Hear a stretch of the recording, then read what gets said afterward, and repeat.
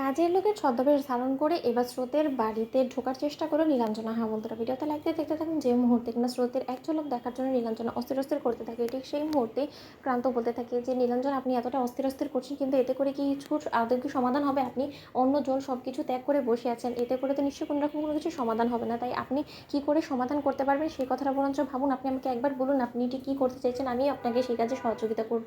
অন্যদিকে ক্রান্তকে নীলাঞ্জনা বলতে থাকে যে ক্রান্তবাবু, আমার দৃঢ় বিশ্বাস যে আমার বোনকে নিশ্চয়ই শ্বশুরবাড়িতে নিয়ে যাওয়া হয়েছে এবং ওর শ্বশুরবাড়িতে ওর শ্বশুরমশাই থেকে শুরু করে সার্থক ওরা দুজনেই ডক্টর এবং ওরা নিশ্চয়ই স্রোতে ট্রিটমেন্ট করার ব্যবস্থা করছে এবং স্রোতের কী হালে আছে সেটা জানার জন্য আমাকে যে করেই হোক না কেন একবার আমার বোনের শ্বশুরবাড়ি যেতে হবে এবং আমার বোনের শ্বশুরবাড়ি যাওয়ার জন্য যে করেই হোক না কেন আমাকে কোনো একটা ছদ্মবেশ অবশ্যই ধারণ করতে হবে। আপনি আমাকে এই কাজে প্লিজ হেল্প করবেন। অন্যদিকে ক্রান্ত বলতে থাকে যে আপনার একবারও ভয় কাজ করছে না, আপনার বুক কাঁপছে না যে একবার যদি আপনি কলকাতায় যান এবং পুলিশ যদি আমাদেরকে খোঁজার জন্য হুমড়ি খেয়ে পড়ে থাকে তাহলে কিন্তু কোনো মতেই আর আমরা রক্ষা পাবো না এবং কোনো না কোনোভাবে আমরা পুলিশের হাতে যদি ধরা পড়ে যাই তাহলে আপনি ভাবতে পারছেন যে আমাদের গোটা টিমটার কী অবস্থা হতে পারে।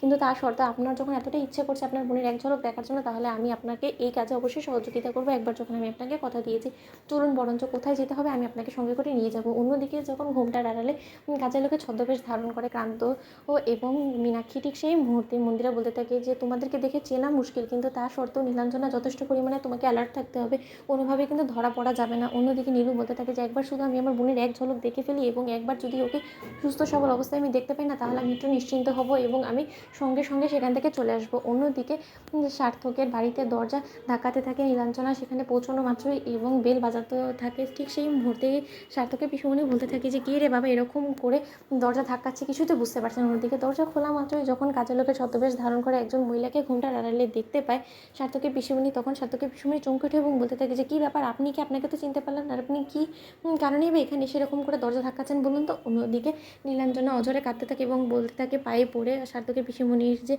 আমাকে একটা কাজ দিন গো, দোহাই আপনাদের, আপনারা আমাকে পায়ে ঠেলে দিবেন না, আমি অনেকটা অসহায় এবং নিরুপায় হয়ে এখানে এসেছি। আমি আপনাদের পাড়াতে আগে কাজ করতাম, কিন্তু এখন যে বাড়িতে কাজ করতাম সেই কাজে লোক অন্যটা রেখে দিয়েছে এবং সে আমাকে কোনো মতে এখন আর রাখতে চাইছে না এবং আমার পেটের দায়ে আমি রীতিমতো দরজায় দরজায় খেয়ে ঠোকর খাচ্ছি, কিন্তু কোথাও আমি কাজ পাচ্ছি না। আপনি আমাকে এরকম করে হতাশ করে ফিরিয়ে দিবেন না, মাগো আমাকে একটু হেল্প করুন। ঠিক সেই মুহূর্তে সার্থকী পিসিমণি বলতে থাকে যে দেখুন, আমাদের বাড়িতে অলরেডি কাজের লোক আছে এবং ঘুগনিদা যথেষ্ট পরিমাণে সক্ষম এখনও পর্যন্ত নিজে সকল কাজ করতে, তাহলে তার উপর দিয়ে আমি কী করে আপনাকে রাখতে পারি। নিহাতি আমি মানছি যে আপনি অনেকটা অসহায় হয়ে এখানে এসেছেন, কিন্তু তা সত্ত্বেও আমার হাতে একদমই কোনো রকম কোনো কাজ দেওয়ার মতন আপনাকে কোনো কাজ নেই, তাই আই এম সরি, আমি এই কাজে আপনাকে কোনো মতে দিতে পারবো না। অন্যদিকে নীলাঞ্জনা বলতে থাকে যে এরকম করে কোনোভাবেই হবে না, আমি বরঞ্চ যে করেই হোক না কেন বাড়ির ভেতরে ঢুকে পড়ি। অন্যদিকে জোর করে যখন নীলাঞ্জনা বাড়ির ভেতরে ঢুকে পড়ে ঠিক সেই মুহূর্তে চিৎকার চেঁচামেচি শুরু হয়ে যেত। বন্ধুরা, ভিডিওটি ভালো লেগে থাকলে কেমন শেয়ার সাবস্ক্রাইব করতে বলো না।